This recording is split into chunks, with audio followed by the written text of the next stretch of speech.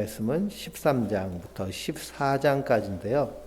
1절부터 13장 1절부터 13절까지 13장 1절부터 13절까지 한번 같이 읽겠습니다. 923페이지에 있는 말씀입니다. 지혜로운 아들은 아비의 훈계를 들으나 거만한 자는 꾸지람을 즐겨 듣지 아니하느니라. 사람의 입의 열매로 인하여 복록을 누리거니와 마음이 괴사한 자는 강포를 당하느니라. 입을 지키는 자는 자기의 생명을 보존하나 입술을 크게 벌리는 자에게는 멸망이 오느니라. 게으르는 자는 마음으로 원하여도 얻지 못하나 부지런한 자의 마음은 풍족함을 얻으니라. 의인은 거짓말을 미워하나 악인은 행위가 흉악하여 부끄러운 데에 이르느니라. 공의는 행실이 정직한 자를 보호하고 악은 죄인을 패망하게 하느니라.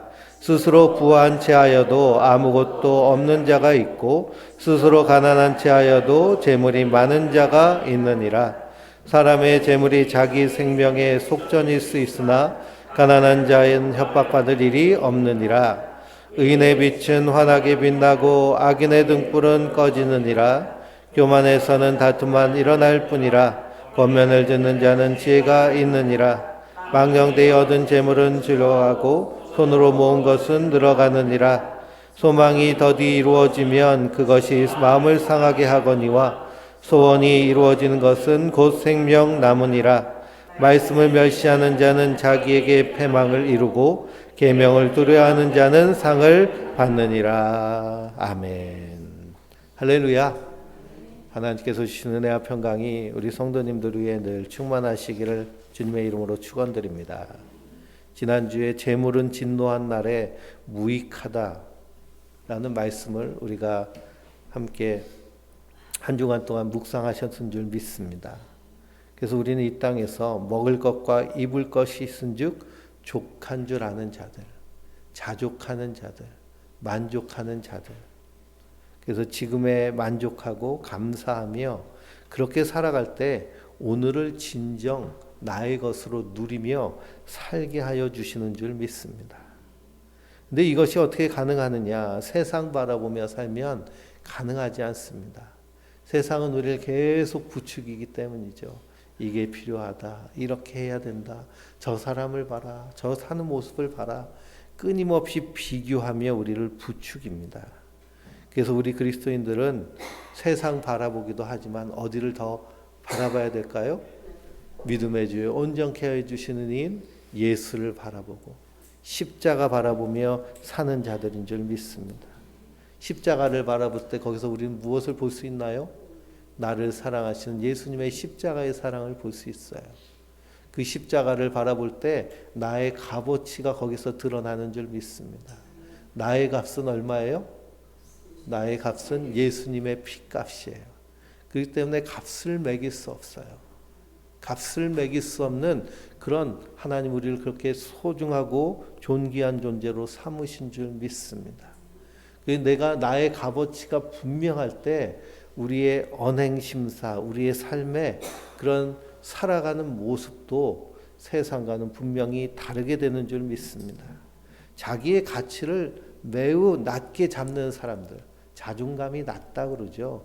그런 사람들은 자기 자신을 마구 대하는 모습들이 있습니다.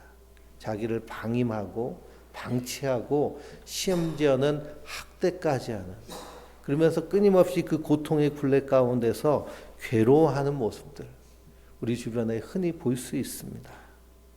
그러나 우리는 세상을 바라보는 자들이 아니라 십자가를 바라보는 자들인 줄 믿습니다.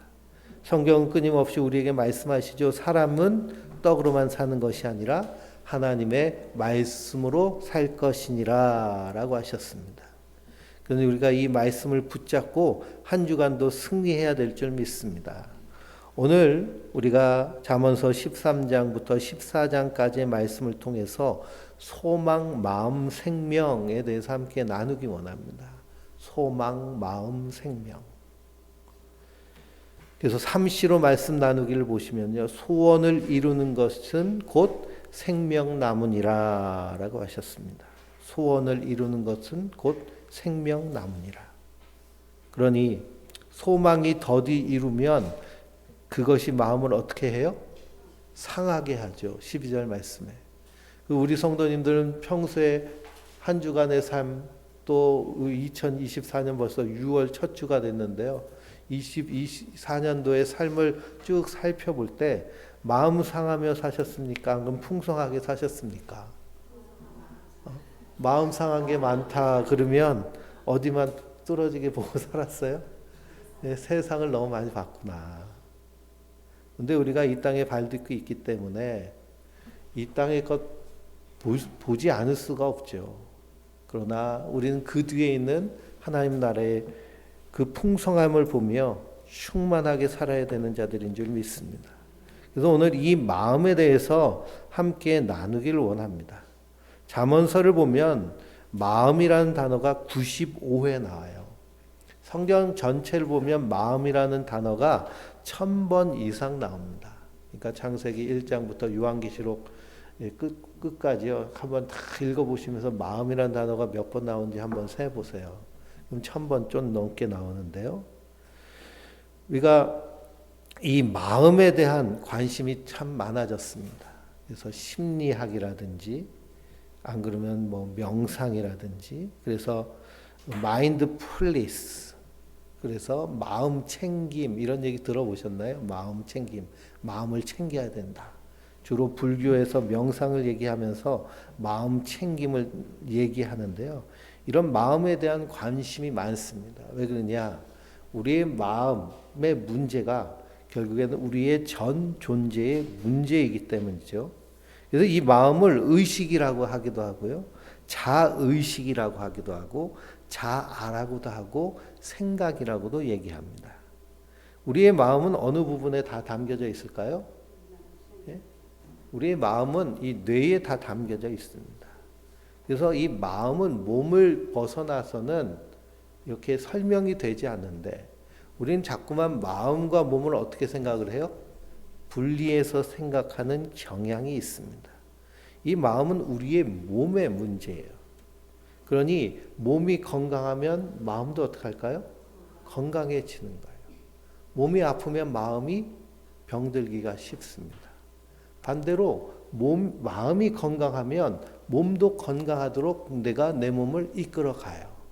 근데 마음이 병들어 있으면 내 몸을 방치하고 안 좋은 쪽으로 계속 이끌어 가기가 쉽습니다.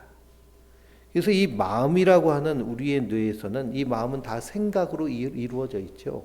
생각은 어떤 형태로 이루어졌냐면 이야기 형태로, 스토리 형태로 이어져 있습니다. 그래서 에릭 캔들이라는 박사가요, 신경과 신경 사이에 스토리 형태로 우리의 생각이 저장되어 있다는 것을 발견해서 노벨상을 탔습니다. 그러니 우리의 신경과 신경 사이에 이야기가 연결돼서 그래서 소설이나 드라마나 뭐 그런 영화나 그런 얘기를 보면 다 스토리잖아요. 그렇죠? 스토리가 연결돼서 재밌으면 우리가 거기에 관심을 갖고 그리고 그 영화는 흥행하기도 하죠. 다 스토리로 연결돼 있는데요. 우리의 의식, 내 마음이라는 것도 다 어떻게 연결돼 있어요? 스토리로 다 연결돼 있어요. 그러면 우리 인생이라는 스토리는 해피한 스토리일까요? 아니면 새드한 스토리일까요? 네? 행복도 있고 슬픔도 있겠죠. 그렇죠? 그런데 중요한 것은 이 스토리를 어떻게 연결하여서 지금을 살아가느냐가 참 중요하다는 것입니다. 그래서 우리의 뇌는요, 이렇게 논리적 사고를 하는데요. 제가 대학교 1학년 때 이제 논리학이라는 수업을 들었는데 거기는 연역법, 귀납법 해서 뭐 논리적으로 사고하는 것에 대한 이야기들을 자꾸 공부를 했어요. 그런데 우리 뇌는 연역법도 귀납법도 아니라 능동적 추론을 합니다. 능동적 추론. 자동적으로 계속해서 추론해서 생각에 생각을 더하고 생각에 생각을 더해서 스토리를 만들어내는 거예요. 그래서 이 생각이 계속 더하여지는데 우리의 스토리가 대부분은 부정적인 그리고 새드 슬픈 이야기로 가득 차는 경우가 많습니다. 아침에 문득 눈 뜨고 일어섰는데 기분이 안 좋아요. 화가 나거나 슬픈 생각이 나거나 우울한 마음이 들어요. 그러면 사람들은 대개 어떻게 할까요? 그냥 방치해요. 그냥 방치하죠. 내버려 둬요. 내버려 두면 우리 내에서는 이것을 능동적으로 계속 추론해서 스토리를 만드는데 그것이 마치 소가 되새김 하듯이 반추를 계속합니다. 그럼 부정적인 생각을 방치하면 어떻게 될까요? 부정적인 되새김 반추를 끊임없이 해요. 근데 대개는 긍정적인 생각이 나올까요? 부정적인 생각이 나올까요? 부정적인 생각이 계속 나와요. 왜 그러냐? 우리는 끊임없이 이 부정적인 것을 세상으로부터, 사람으로부터, 환경으로부터 계속 전해 듣기 때문입니다. 우리가 뉴스를 보잖아요. 뉴스를 보면 뉴스의 내용들이 어떨까요?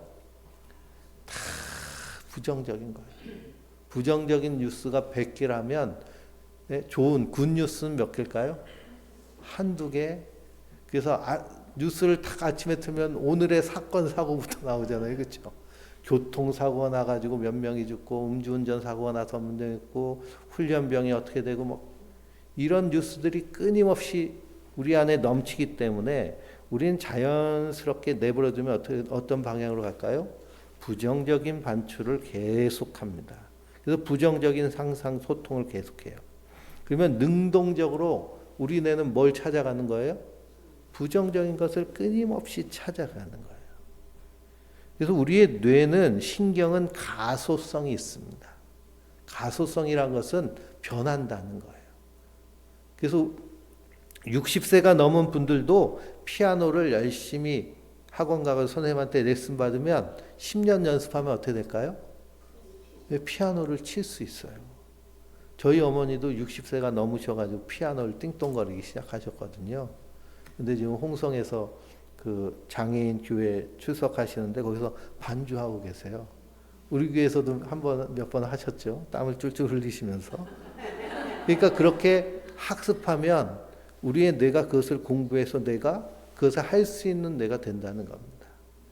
그래서 이것을 젊을 때는 이것이 좀 빨리 되고 또 나이가 들면 이것이 좀 천천히 되는 것이죠. 분명히 계속하면 할 수 있는 거예요. 그래서 뇌가 그렇게 바뀝니다. 그러니 우리가 부정적인 생각을 계속 끊임없이 반처하면 우리의 뇌는 계속 어느 쪽으로 발달할까요?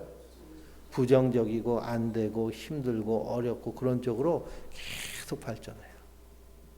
그것을 멈추려면 어떻게 해야 될까요? 예? 그것을 끊어버리고 내가 지금 부정적인 것으로 가득 차 있구나는 것을 알아차리는 겁니다.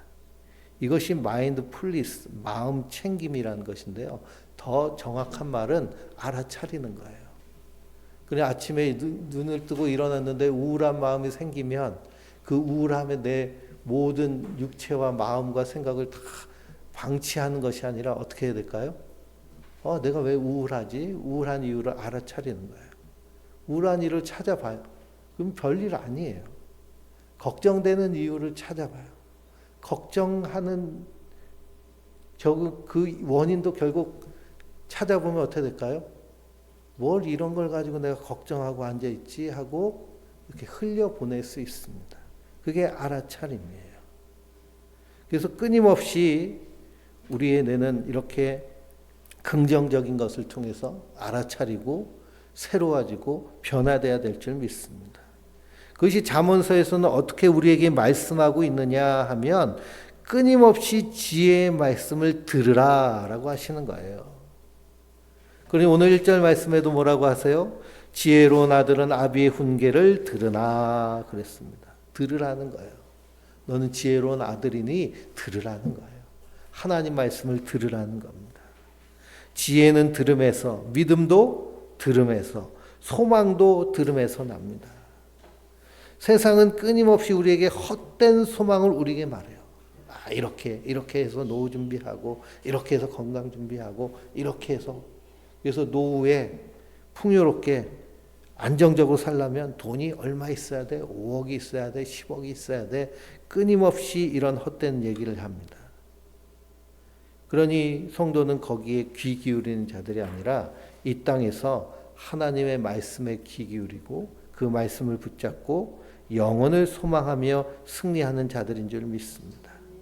그러니 우리가 무엇을 듣느냐에 따라서 우리의 입술에서 나오는 언어가 달라지게 되죠. 그래서 2절 말씀부터는 사람의 입에 대한 말씀이 나옵니다. 2절 같이 읽어볼까요? 사람은 입의 열매로 인하여 복록을 누리거니와 마음이 괴사한 자는 강포를 당하느니라. 3절 입을 지키는 자는 자기의 생명을 보존하나 입술을 크게 벌리는 자에게는 멸망이 오느니라 그랬습니다. 그러니 입술의 열매, 우리의 입에서 나오는 모든 말도 우리의 마음, 내가 어떤 상상 소통을 하고 있는가가 우리의 언어를 통해서 전해지는 것이죠. 그러니 우리 주변 사람들 중에 옆에서 계속 부정적인 얘기, 그리고 분노를 부추기고 또 안 좋은 그런 험담을 하고 비방을 하는 얘기들이 계속 들리면 그 사람의 마음 상태를 우리가 짐작할 수 있습니다. 아, 저 사람 안에는 선한 것이 없구나. 마음에 큰 상처와 아픔이 있구나. 우린 불쌍히 여겨야겠죠. 그러나 우리 안에서 그런 일이 일어나서는 안 되겠습니다. 그래서 이사야서 55장 6절을 보면 너희는 여호와를 만날 만한 때에 찾으라 하십니다. 가까이 계실 때에 그를 부르라 하세요. 악인은 그 길을, 불의한 자는 그의 생각을 버리고 여호와께로 돌아오라라고 하십니다. 그러니 내 생각을 버리고 하나님의 생각으로 채우는 거예요. 내 생각과 하나님의 생각은 분명히 다르다고 선지자는 선언하고 있습니다. 선지자의 말씀을 통해서 내 생각이 너희의 생각과 다르며 내 길은 너희의 길과 다름이니라. 여호와의 말씀이니라. 이는 하늘이 땅보다 높음 같이 내 길은 너희 길보다 높으며 내 생각은 너희의 생각보다 높음이니라.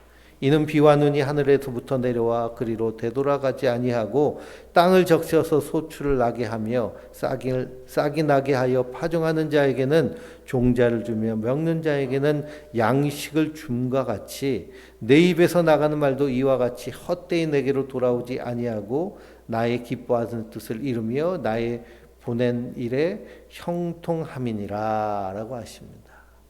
그러니 우리는 땅에 발 딛고 있기 때문에 우리의 생각의 수준은 다 어디에 머물러 있어요? 땅에 머물러 있어요. 우리는 땅에 속한 자이기 때문에 하늘의 일을 몰라요. 그래서 하늘의 일을 말씀하시는 분의 그 말씀을 우리가 어떻게 해야 될까요? 온전히 받아들이는 거예요. 그때 하늘에서 비가 내려서 이 땅이 촉촉해지고 거기서 곡식이 자라서 소출하여 그것으로 양식을 삼은 것 같이 우리가 하늘에서 주시는 그 하늘의 지혜를 가지고 이 땅을 살아갈 때 우리 안에서 풍성하고 충만하게 하나님 채워주시는 줄 믿습니다. 그러니 성경에서 말씀하시는 우리를 향한 말씀, 나를 향한 말씀, 그리스도 안에서 행하신 하나님의 그 풍성한 일, 하나님 나라를 어떻게 해주셨어요? 받아주셨어요. 그래서 하나님 나라 백성이 됐어요. 우리를 특별한 존재로 삼으셨어요. 어떤 존재로 삼으셨느냐? 깨끗하게 씻어서 하나님의 성전 삼으시고, 세상은 자기만 욕심을 채우는 사람이지만 우린 거듭난 성도이기 때문에 사랑하는 자로, 위로하는 자로, 품어주는 자로, 용서하는 자로 우리를 삼으신 줄 믿습니다. 그래서 우리는 특별한 존재예요. 우리 안에 누가 계세요? 성령님이 계시기 때문에 우리가 이 땅에서 사랑을 행할 때 성령께서 우리 그 안에서 은사와 능력으로 충만하고 풍성하게 하여 주시는 줄 믿습니다. 그런데 우리가 주의 일을 하기 위해 이 땅에서 사랑하며 섬기는 일에 자부심을 가지고 자신감 있게 할 때 그 안에서 더 풍성해지는 줄 믿습니다. 그러니 그 입술의 열매가 바로 그 사람의 본질이 될 수 있습니다. 그래서 생각이 말이 되고, 말이 행동이 되고, 행동이 습관이 되고, 습관이 인격이 되고, 그 인격이 그 사람의 운명이 된다라고 얘기해요. 그러니 우리의 생각이 가만히 놔두면 어떻게 될까요? 그냥 자연스럽게 부정적인 것으로 가요. 자연스럽게. 그러니까 자연스럽게 가도록 놔둬야 될까요? 그렇지 않죠. 그것을 알아차리고 우리의 마음을 끊임없이 이렇게 발전시켜야 될 점이 있습니다. 그래서 수력 발전하기 위해서 물을 밑에서 끌어올려서 다시 내려서 하는 것처럼 끊임없이 마음을 퍼 올려야 돼요. 하나님의 말씀으로. 그래서 4절에 게으른 자는 마음으로 원하여도 얻지 못하나 부지런한 자의 마음은 풍족함을 얻느니라 라고 말씀하십니다. 여기서 게으름과 부지런은 하나님과의 관계에서의 관계를 의미해요. 그러니 사람은 누구나 다 잘 되기를 원하고 또 이 80억 지구에 사는 인구 중에 지옥 가고 싶은 사람 한 명이라도 있을까요? 한 사람도 없습니다. 죽으면 다 좋은데 천국 갈 걸로 믿고 살아요. 근데 게으른 자는 어떻게 하나요? 게으른 자는 천국 가고 싶은데 아무것도 하지 않고 그냥 세상 방식대로만 살아가는 거예요. 그러니 나쁜 것은 훈련하지 않아도 습관이 됩니다. 나쁜 것. 부정적인 생각하는 것 훈련하지 않아도요, 자연스럽게 습관이 돼요. 남 욕하는 것, 아이들이 학교에 가서 제일 먼저 배우는 게 뭐예요? 욕부터 배워요, 욕부터. 저는 중학교 1학년 때, 저희 때는 중학교 1학년 때부터 영어를 배웠는데요. 영어 알파벳부터 해가지고 헬로, 굿모닝 뭐 그런 거 배우는데, 선생님이 안 가르쳐줘도 중학생 남자애들 다 아는 단어가 있어요. SEX. 그건 가르치지 않아도 다 알아요. 그러니 그런 나쁜 것, 부정적인 것들은 훈련하지 않아도 자연스럽게 습관이 됩니다.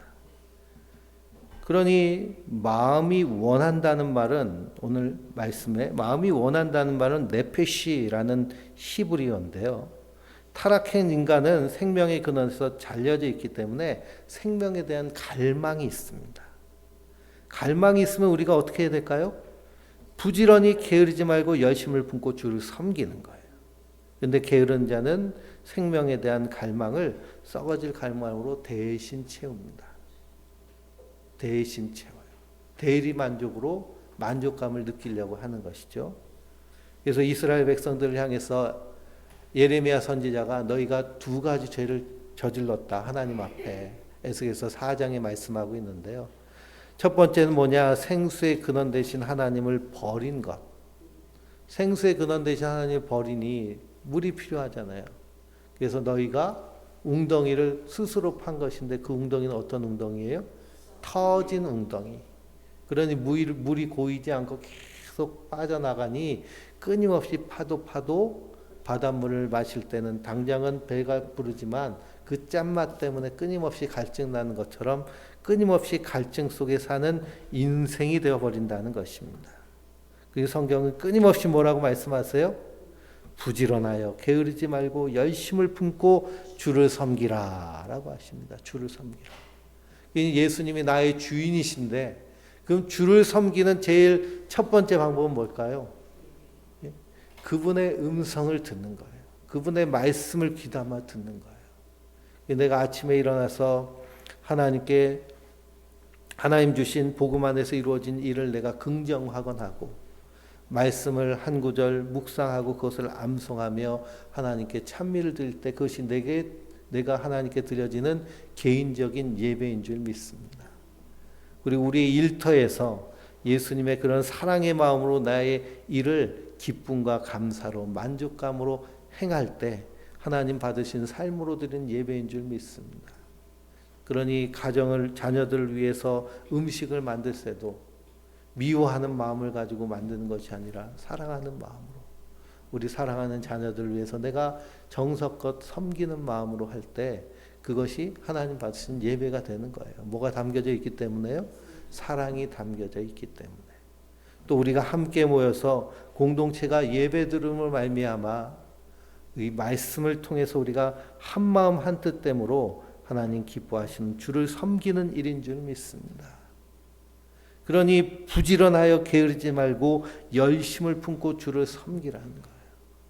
그러니 우리가 성경을 펴서 말씀을 읽고 때론 말씀을 필사하기도 하고 암송하기도 하고 이것이 매일같이 내가 스스로 하려면 어떤 마음이 더 많이 들까요? 예? 귀찮은 마음이 더 들기도 해요. 근데 우리가 밥 먹는 거 귀찮지 않잖아요. 그렇죠? 그럼처럼 하나님의 말씀도 그렇게 사모해야 될 줄 믿습니다. 그때 우리 안에서 풍성함과 충만함이 넘치게 되는 줄 믿습니다. 7절에 보면 스스로 부한 채하여도 아무것도 없는 자가 있고 스스로 가난한 채하여도 재물이 많은 자가 있느니라 라고 하십니다. 각주를 보면 뭐라고 해요? 스스로 부한 채하는 것을 스스로 부하게 하여도 라고 되어 있습니다. 13장 7절이죠. 스스로 부하게 하여도. 세상 사람들은 다 어떻게 살려고 해요? 부하게 살려고 합니다. 우리도 다 부하게 살려고 열심히 일하죠. 근데 여긴 영적인 의미가 담겨져 있습니다. 세상에서 물질적으로 아무리 부유하다 하더라도 그 안에 하나님의 생명이 없으면 아무것도 없는 사람이라는 거예요. 근데 저 사람은 정말 가진 것 하나 없는 가난한 자처럼 보이는데 그 안에 예수의 생명이 있으면 그 모든 것에 부유한 자로 하나님 보시는 줄 믿습니다. 그래서 고린도후서 6장 1절에서 10절을 보면요. 사도 바울이 우리가 하나님과 함께 일하는 자로서 너희에게 권하노니 하나님의 은혜를 헛되이 받지 말라라고 하세요. 헛되이 받라. 그래서 사도 바울의 상황은 심한 환난과 궁핍과 고난과 박해의 상황이 있었는데요. 그가 눈을 들어 하늘을 보니 뭐라고 고백하느냐? 우리는 속이는 자 같으나 참된 자고 무명한 자 같으나 유명한 자고 죽은 자 같으나 보라 우리는 살아있고 징계받는 자 같으나 죽임당하지 아니하고 근심하는 자 같으나 항상 기뻐하고 가난한 자 같으나 많은 사람을 부유하게 하고 아무것도 없는 자 같으나 모든 것을 가진 자로다 라고 이렇게 고백을 합니다. 그런데 하나님 보시기에 우리가 어떤 인생인가? 이 땅에서 아무리 많이 가지고 있어도 또 사람들은 그 소유에 관심이 많잖아요. 그래서 SK 회장이 이혼을 했는데 위자료를 1조 2천억을 줘야 된다. 판결 내니까 엄청난 금액이잖아요. 1조 2천억. 그래서 그렇게 줘야 되는 원인이 뭐냐 봤더니 그 노태우 전 대통령이 그 SK 성경그룹이었죠. 거기다가 300억 주고 뭐 사위한테 30억을 주고 그 당시에 300억, 그 당시에 30억이면 80년대 후반인데요. 엄청난 돈이죠. 그것이 근거가 되어서 1조 2천억을 물어내야 되는데 뭐 그런데 관심이 참 많습니다. 근데 정말 내가 하나님 앞에 섰을 때 가난한 자인가 부유한 자인가? 하나님 앞에 부유한 자는요. 우리가 예수 그리스도의 생명으로 가득할 때 하나님 앞에 부유한 자인 줄 믿습니다. 그래서 우리가 세상의 것에 마음 뺏기는 것이 아니라 하나님의 생명으로 충만해야겠습니다. 8절에 보면 사람의 재물이 자기 생명에 속전일 수 있으나 가난한 자는 협박을 받을 일이 없느니라 라고 말씀하십니다. 이 사람의 재물이 자기 생명의 속전이란 말은 도둑이 들어왔어요. 그래서 돈 내놔 해서 돈을 줘서 도둑이 그 사람 해치지 않고 물러갔습니다. 그럼 뭘로 생명을 구한 거예요? 돈으로 생명을 구한 거예요. 근데 가난한 자는 정말 아무것도 없으면 도둑이 올까요? 안 올까요? 도둑이 오지도 않습니다. 가져갈 게 없으니까. 그러니 이 세상은 많건 적건 간에 중요한 것이 무엇이냐? 얼마나 평안을 누리며 기쁨을 누리며 감사를 누리며 사는 것이에요. 아무리 많이 가지고 있어도요. 저 필리핀 같은 데 보면 나라가 이 부익부 빈익빈이 아주 심각합니다. 그래서 바로 옆에 길거리에 노숙자들이 잔뜩 있는 담벼락 뒤에는요. 아주 엄청나게 잘 사는 부자들이 있어요. 담벼락을 2m, 3m씩 높이 세우고 경비원들이 총 들고 지키고, 그 사람들은 고급 승용차를 타고 다니고, 주변에 다 그걸 뺏으려고 하는 그런 강도들의 눈빛이요, 드글드글합니다. 그래서 우리가 자주 뉴스에서 접하게 되잖아요. 필리핀이나 그런 태국 같은 나라에서 한국 사업가들이 이렇게 살해당하고 재산 뺏기고 하는 일들. 가진 것이 많을 땐 이 땅에서 평안을 누리기가 쉽지 않다는 것이죠. 그래서 9절 말씀을 보면 의인의 빛은 환하게 빛나느니라 라고 말씀하고 있어요. 그러니 의인의 빛, 어떤 형태로 빛나게 될까요? 입술의 열매로, 또한 공의로운 행실로 말미암아 빛을 발하게 되는 줄 믿습니다. 그러니 입술의 열매, 공의로운 행실도 다 성령의 열매와 연결되어 있어요. 사랑과 희락과 화평과 인내와 자비와 양선과 충성과 온유와 절제의 열매이니 이런 것들은 그 누구도 막을 수 없는 줄 믿습니다. 그 풍성한 열매를 얻기 위해서, 맺기 위해서 성도는 끊임없이 하나님 말씀에 집중하고 그 주님과 동행하는 삶에 힘써야 될 줄 믿습니다. 그래서 오늘 11절 12절 말씀에 망령되이 얻은 재물은 줄어가고 손으로 모은 것은 늘어가느니라. 소망이 더디 이루어지면 그것이 마음을 상하게 하거니와 소원을 이루는 것은 곧 생명나무니라 라고 말씀하고 있습니다. 그러니 우리의 마음의 그 풍성함이나 곤고함은 우리의 소망과 연결되어 있습니다. 소망이라는 그 개념은요, 나에게서 나오는 것이 아니라 외부에서부터 우리에게 전해지는 개념입니다. 그러니 소망의 이야기를 들을 때 우린 그것을 믿음으로 반응하고 그것을 소망을 품고 그래서 행위로 나타나게 돼요. 그래서 믿음, 소망, 사랑. 그러니 우리가 믿는 것이 우리의 소망이고요. 그 소망으로 말미암아 나타나는 것이 행위예요. 우리가 전세 사기 얘기들 많이 듣죠. 전세 사기. 그러니 저 수도권에 있는 주택들은 전세를 들어가서 젊은 사람들이 재산을 모으고 좀 좋은 집으로 옮기고자 하는 마음에 그런 집에서 사는데 그것을 사기를 칩니다. 그래서 이 주택에 엄청난 부채를 가지고 있고 그 부채를 갚지 않아서 경매로 넘어가면 그 집에 전세로 들어간 사람은 5천만 원뿐이 보장을 못 받는 거예요. 나머지 재산은 다 뺏기게 됩니다. 그래서 사람들이 전세 들어가기 싫어하죠. 전세라는 개념은 대한민국밖에 없는데요. 그래서 그것을 국회에서 이제 전세 사기 피해를 방지하기 위해서 법을 입법했는데 그걸 거부했어요. 대통령이. 거부한 이유도 그 부자들이 집을 몇백 채씩 가지고 있는 사람들이 전세를 주는 것이 이익일까요? 월세를 주는 것이 이익일까요? 월세를 주는 것이 훨씬 이익이겠죠. 그런 여러 가지 복합적인 부정적인 일들이 가득 차 있습니다.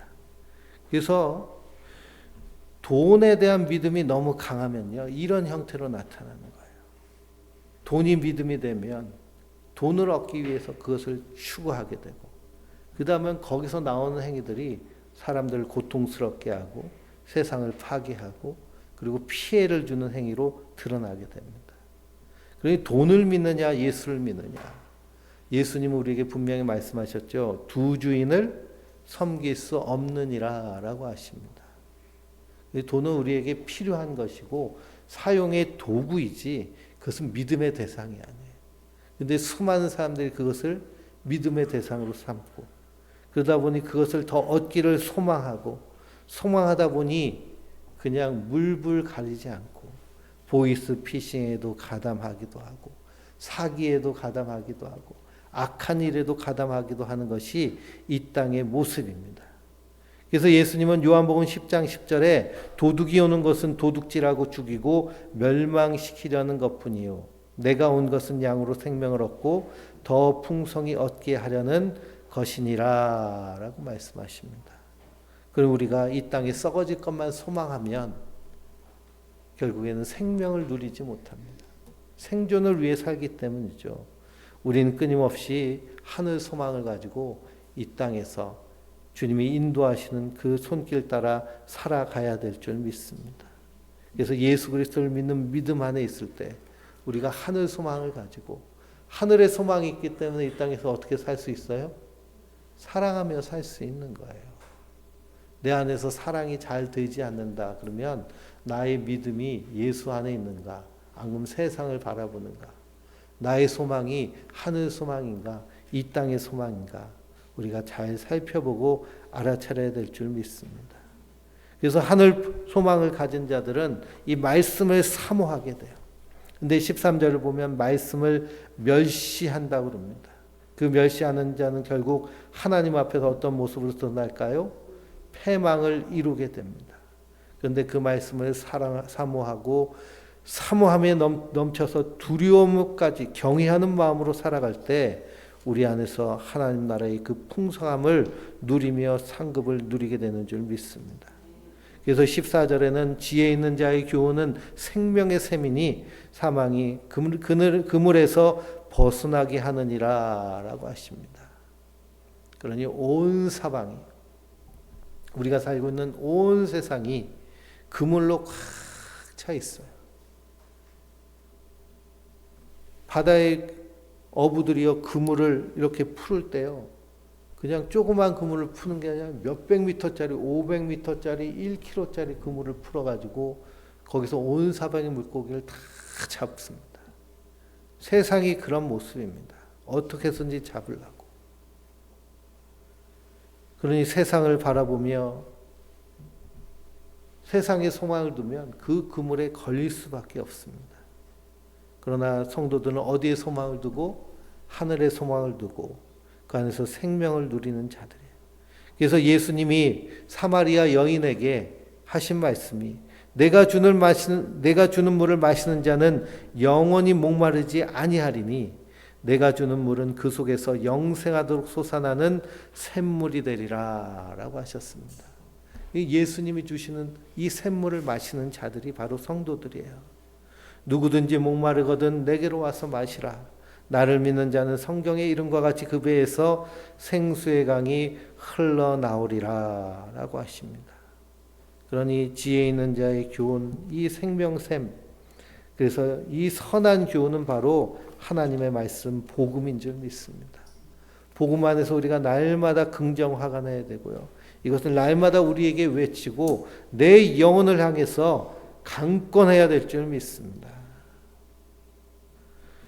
14장 말씀의 1절부터 9절까지 보면요. 미련한 자라는 단어가 나옵니다. 미련한 자. 1절에도 미련한 여인 나오고요. 3절에도 미련한, 7절, 8절, 9절에도 미련하다는 말이 나옵니다. 미련하다는 말은 어리석고 둔하다는 거예요. 그러니 성경에서 미련한 것은 하나님과의 관계성을 의미합니다. 하나님과의 관계에서 미련하고 둔하고 그것을 어리석다고도 얘기하고요. 교만하다고 얘기하고 악하다고 얘기합니다. 온 세상은 하나님을 알만한 것으로 가득 차 있는데 그 하나님의 그 존재 그리고 하나님을 향한 마음을 세상 것으로 채운 그 모습이 미련하고 어리석은 모습인 줄 믿습니다. 그러면서 10절에 14장 10절에 뭐라고 말씀하나요? 마음의 고통은 자기가 알고 마음의 즐거움은 타인이 참여하지 못하느니라 하셨습니다. 13절도 읽어볼까요? 웃을 때에도 마음의 슬픔이 있고 즐거움의 끝에도 근심이 있느니라 그랬습니다. 고통의 총량은 같다는 얘기가 있어요. 고통 총량의 법칙. 그러니 부자나 가난한 사람이나 건강한 사람이나 질병이 있는 사람이나 할 것 없이 우리 인생은 뭘로 가득 차 있다는 걸까요? 고통으로 가득 차 있다는 겁니다. 그래서 어떤 노래 중에 내가 웃는 게 아니야 뭐 이런 힙합이 노래가 있는데요. 예. 웃고 있다고 해서 행복하다는 것이 아니죠. 우리 인생 자체가 그렇습니다. 그러면 이 고통은 누가 가장 잘 알까요? 내가 가장 잘 알아요. 근데 많은 사람들이 자기의 고통의 문제를 잘 해결할까요? 해결하지 못할까요? 잘 해결하지 못해요. 주로 어떤 방식을 쓰느냐? 그냥 묻어둔다고 얘기해요. 묻어둔다는 말을 다른 말로 하면 방치한다고 그래요. 방치한다. 방치한다.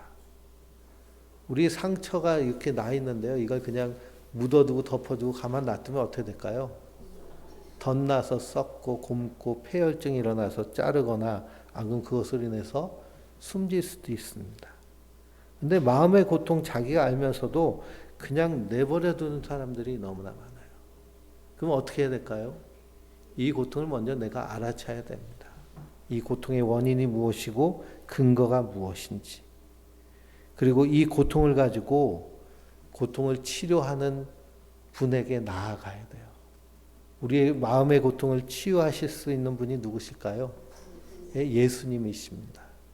욥이 그 고난을 당할 때 친구들이 와서 그를 위로한다고 위로해요. 근데 욥의 친구들이 입을 열어서 욥의 고난에 대해서 한마디 한마디 할 때마다 욥을 어떻게 할까요?